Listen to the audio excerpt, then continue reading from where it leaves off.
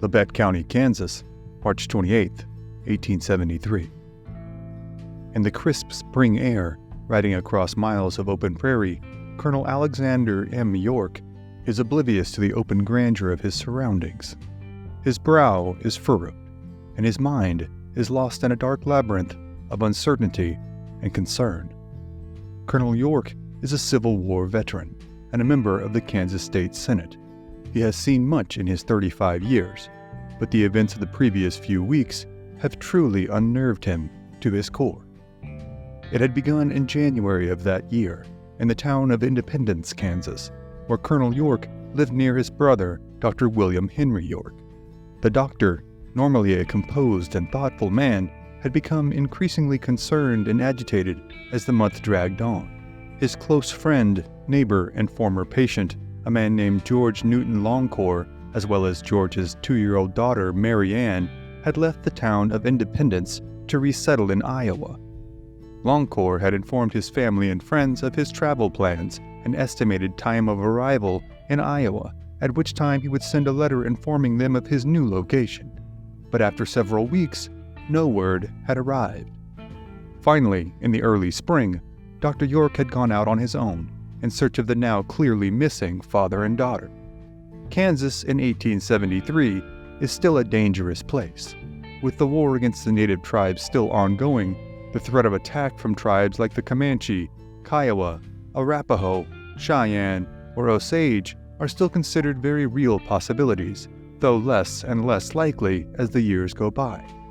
The more palpable threat, many living in the area believe, comes from the bandits and thieves who propagate the open country between towns and farmsteads, preying on travelers and passers-by.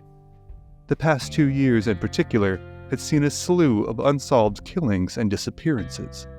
In May of 1871, the body of a man identified only by the surname of Jones was found on Drum Creek, his head bludgeoned into disfigurement and his throat cut. In February of 1872, 2 more bodies were discovered, victims of the same wounds. Dr. York was well aware of the dangers, but found them preferable to the anguish that plagued him in not knowing the fate of his friend and the toddler Mary Ann, whom he had cared for as an infant and doted over for countless hours. He had made his way from town to town, inquiring as to whether or not any of the locals had seen Longcore and his daughter. After a long and fruitless search, the doctor had been making his way back home to Independence, Kansas. But he has not been seen since. Now, his brother Colonel York has just left Fort Scott, Kansas, in a desperate attempt to locate him. He has traced every inch of his medically inclined brother's trail, but has come up with nothing more than vague recollections and rumors from the locals. Within a few hours of riding, Colonel York reaches what is known as the Osage Township. The township amounts to little more than a few buildings and a general store, but upon inquiry, the colonel is informed that his brother had indeed been seen a few weeks earlier. He had purchased some cigars, the shopkeeper informs him, and had inquired as to where he might find a place to rest for the night. The shopkeeper had informed him of a place a few miles down the road, known as Wayside Inn. The doctor thanked the man for his help and rode off in the direction of the inn. Now, having garnered his new bit of intel, his brother follows the same road, headed for the Wayside Inn.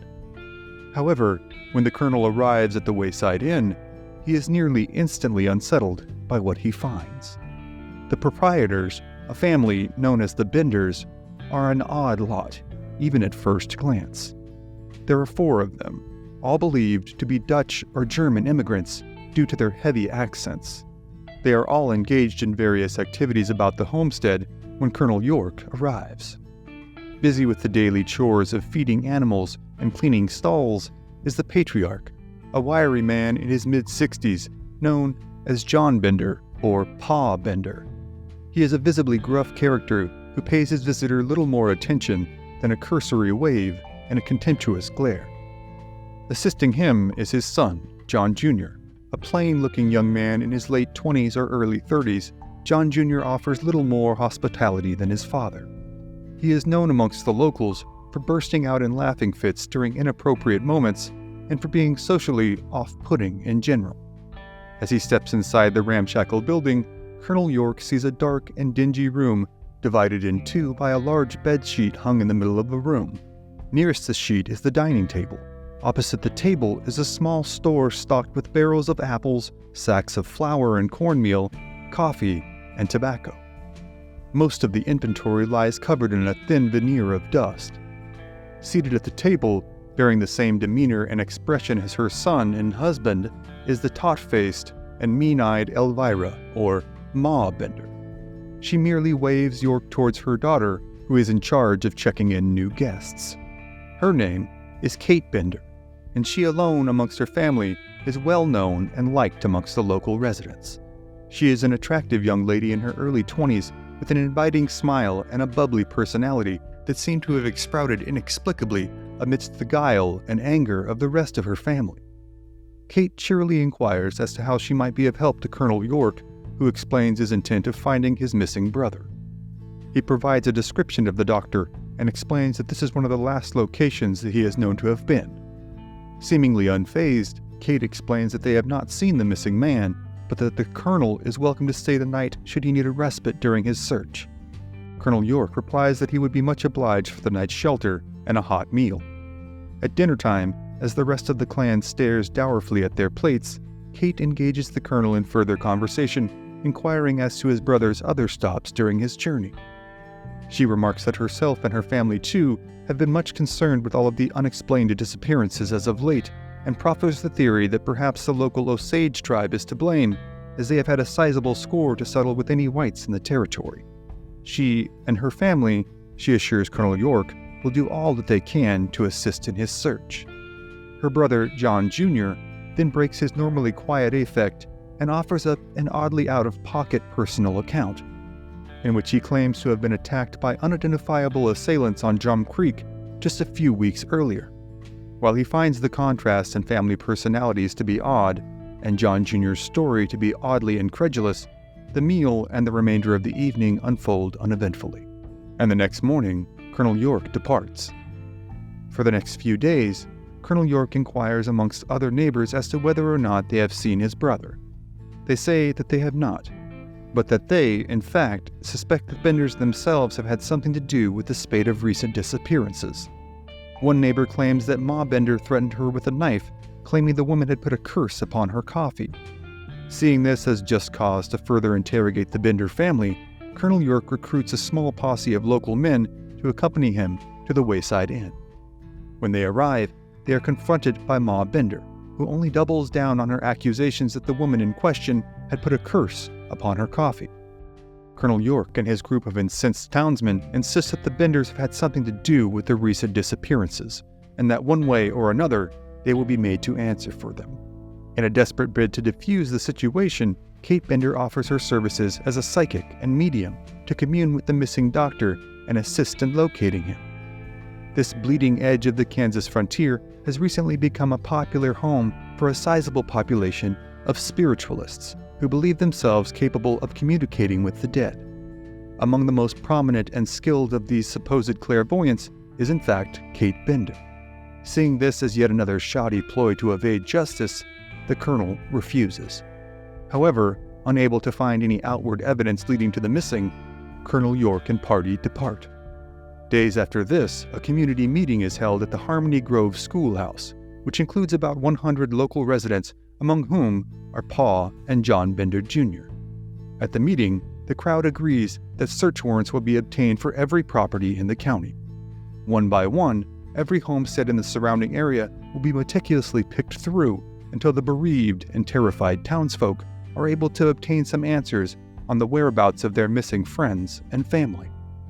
In the days following the meeting, as the warrants are being written up, local rancher Billy Toll is moving a few head of cattle into town when he passes by the notorious Bender farm and the Wayside Inn. He notices the building to be oddly quiet, and the animals to be unfed and wandering about the property. Upon further inspection, it was found the entire farmstead and household had been abandoned. Missing were Pa Bender, Ma Bender, John Jr., Kate Bender, as well as the family mules and the wagon. Billy Toll rushed to inform the nearest neighbor, and soon word spreads to Colonel York. Colonel York and an even more sizable posse give chase, but manage only to find the Bender's wagon abandoned on the prairie. They return to the farmstead, where they are greeted with the unenviable task of examining the property in search of the bodies of those who had gone missing. In short order, they are greeted with a macabre scene that doubtless haunts their nightmares for the rest of their days. First, a trapdoor is found in the floor of the Bender home, underneath one of the beds. When it is opened, a sickening stench floods the room. An empty room sits under the bed, measuring roughly 6 feet deep and 7 feet wide. Its floor is thickly caked with dried blood, the source of the overwhelming stench. But no bodies are found here. Carrying their search outside, the men begin to prod the ground with long iron rods in search of graves. Soon, a depression in the ground is discovered.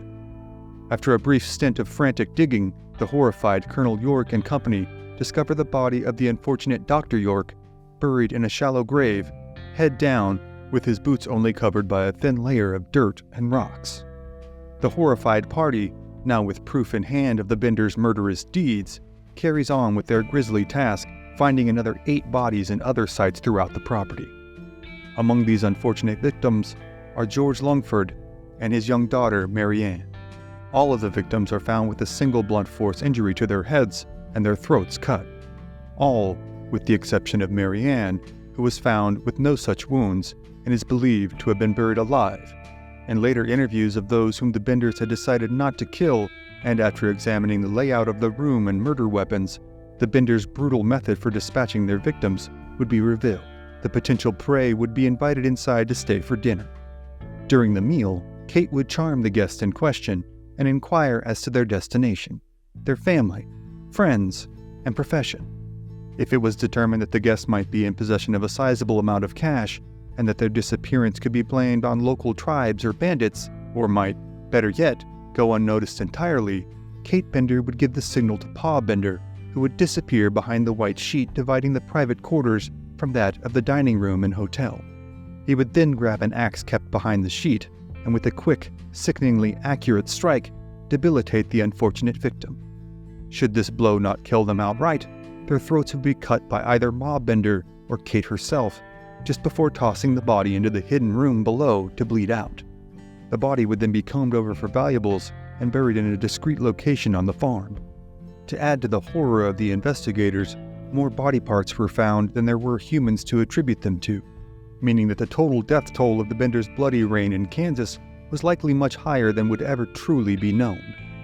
While Colonel York will go on to serve in the Kansas Senate for years, living well into the 20th century, and the residents of Osage Township who assisted in unearthing the victims on the Bender farmstead eventually returned to their lives, the ultimate fate of the Bender family remains unknown. Some apocryphal tales find Pa Bender arrested many years later in Montana for murder, but in his efforts to escape, he amputates his own foot and subsequently perishes from loss of blood. By the time residents of Osage Township are able to examine the body, it is supposedly corrupted beyond recognition. Other accounts hold that John Jr. and Kate were in fact husband and wife, and that the pair disappeared into New Mexico, where they carried on their murderous deeds for years to come. However, no official record exists of any of the Bender family after their timely disappearance in that spring of 1873. The tales of their horrifying deeds soon spread worldwide and are featured in newspapers from New York to Paris.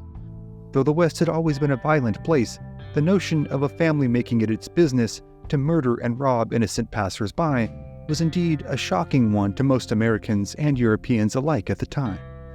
Though families such as the Harps had long horrified settlers in colonial America, and spree killers such as John Wesley Harding were soon to be household names, the idea of a singular person or small group carrying out a series of organized, methodical, and vicious killings was truly shocking to all but the most hardened sensibilities at the time.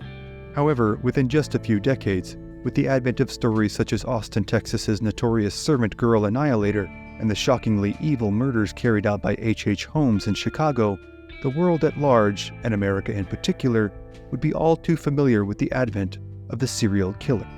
But for tonight, those tales, as well as the countless other accounts of brutality and inhumanity throughout the history of the Old West, are other stories for other times.